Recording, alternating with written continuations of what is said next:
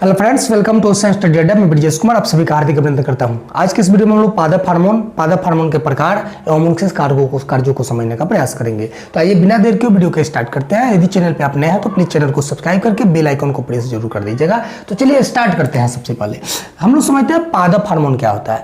पादपों के जैविक क्रियाओं के बीच नियंत्रण में स्थापित करने वाले जो रसायन होते हैं उसे पादप हार्मोन या फाइटो हार्मोन के नाम से जाना जाता है। इनके कार्य एवं उत्पत्ति के आधार पर इनको 5 वर्गों में बांटा गया है: auxin, gibberellin, cytokinin, abscisic acid और एथिलीन। इन पांचों हार्मोन से क्वेश्चन आपके एग्जाम में बार बार पूछे जाते हैं, ऑब्जेक्टिव बना करके पूछ लिए जाते हैं। तो आइए उन ऑब्जेक्टिव को हम लोग समझने का प्रयास करते हैं। पहला हार्मोन है ऑक्जिन। पहला क्या है? ऑक्जिन।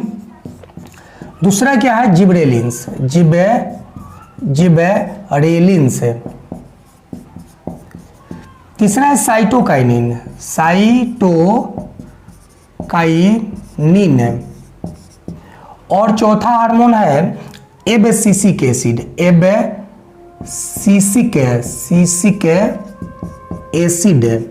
और लास्ट जो है एथिलीन है, एथिलीन। ठीक है, तो ये 5 हार्मोन है। पांचों से अलग अलग प्रकार से ऑब्जेक्टिव पूछे जाते हैं। आइए सबसे पहले हम देखते हैं ऑक्जिन को। ऑक्जिन क्या होता है? ऑक्जिन एक कार्बनिक यौगिक होता है।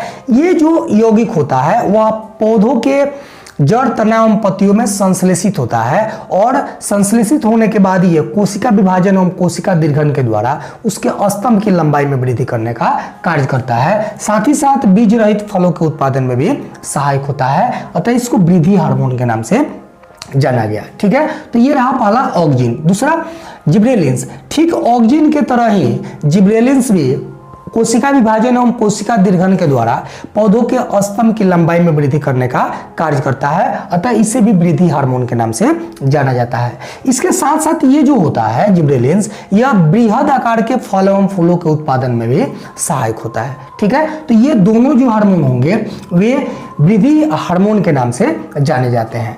तीसरा हार्मोन है साइटोकाइनिन।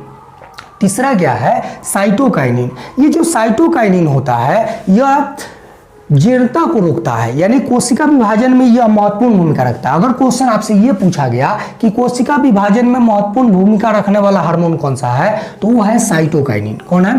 साइटोकाइनिन है। और साथ ही साथ ये क्या करता है कि जीर्णता को बनाए रखता है, यानी जीर्णता को नष्ट होने से बचाता है और पर्णहरित को लंबे समय तक नष्ट होने से बचाता है, जिसके कारण पत्तियां हरी भरी एवं ताजी रहती है।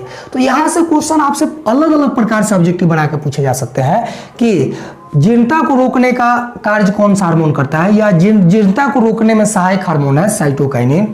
पर्णहरित को लंबे समय तक नष्ट होने से बचाता है साइटोकाइनिन। और किस हार्मोन के कारण पत्तियां हरी भरी एवं ताजी रहती है, तो साइटोकाइनिन। ठीक है, यहां तक कोई दिक्कत? अगला एब्सिसिक एसिड।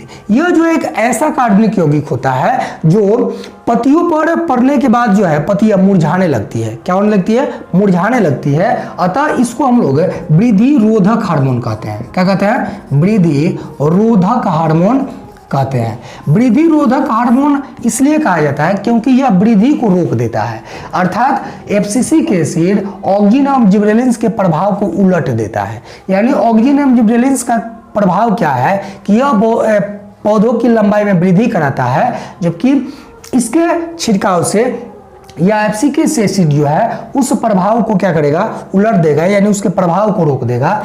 जब पौधों पर एब्सिसिक एसिड का छिड़काव होता है तो पत्तियां मुरझा करके गिरने लगती है। ठीक है, तो यह वृद्धि रोधक हार्मोन कहलाता है।